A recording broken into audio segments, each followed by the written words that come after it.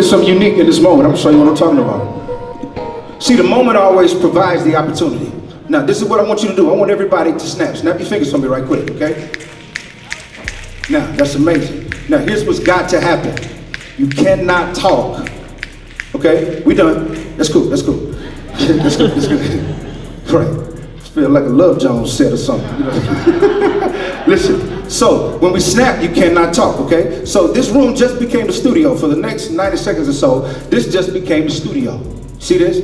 Now, what I'm gonna do is 1, 2, ready, go, snap. Then you gotta hush, or you're gonna mess up my sample. Okay? So don't say nothing on the front, don't say nothing on the back. You're gonna get 3 things. We're gonna get a few snaps, we're gonna get a few claps, and we're gonna get some haze. Okay? And they're gonna be amazing. That's it, but don't say nothing.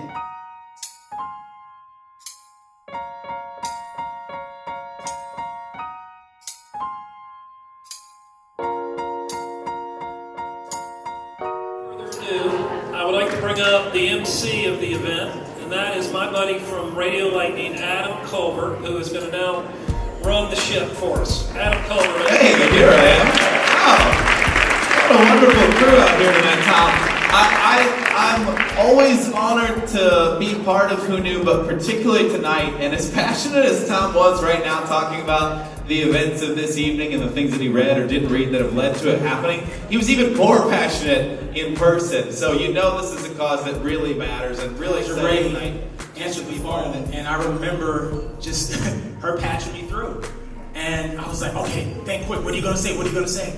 And so I literally said, okay, I'm at Wowie, I'm at 103 Jams. That's gonna be my end. Fast forward, Jeff takes a call. He tells me that, hey, you know what, kid, you're young, come back in a few years when you're in college, and we can see if we can work something out. I didn't take no for an answer. I didn't take no. That's always been my story. Do not take no for an answer. I never. For a second, on the count of 3, tell me your favorite artist of all time. We're all just gonna say it out loud, and I hope somebody says my band. Ready?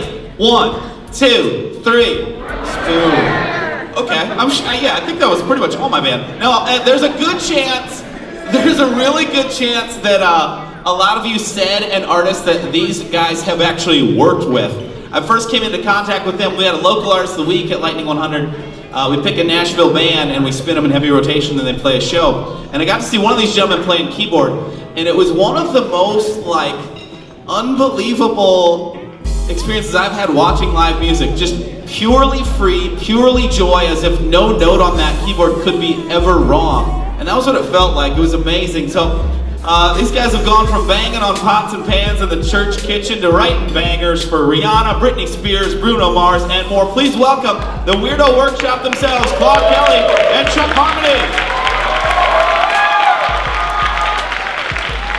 Let me fast forward a little bit. So we spent about 7-8 years really working hard at becoming as successful as we could at producing and songwriting. And eventually, between trips to LA and Atlanta, living in Atlanta and LA and New York, we both ended up in New York about 3 years ago. And unbeknownst to each other, actually, we're kind of burnt out. Just something you feel bad saying, because when you're that successful with those kind of artists, you feel bad complaining when there's so many people who would love to trade positions with you. So you often spend some time miserable and not knowing why. So I trusted him enough to tell him that I was thinking about quitting, and he actually trusted me enough at the same time to say, I'm thinking about the same thing. And he sounded totally nuts to me, and apparently I sounded nuts to him. So we decided that day that we were gonna try one more time to fall in love with music again, fall in love with the creative process, fall in love with the feeling you get from music, and the reason that you hold on to records for a long time and art for a long time.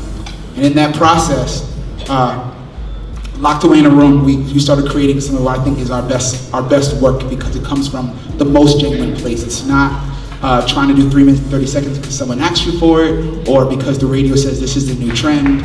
We purposely defied genres because sometimes they put you in boxes that don't allow you to be yourself. And in that process, I think we found who we were as men, as artists, as humanitarians, as compassionate people. And rather than put those in separate boxes, we created a house for ourselves that kind of was a home for all of us.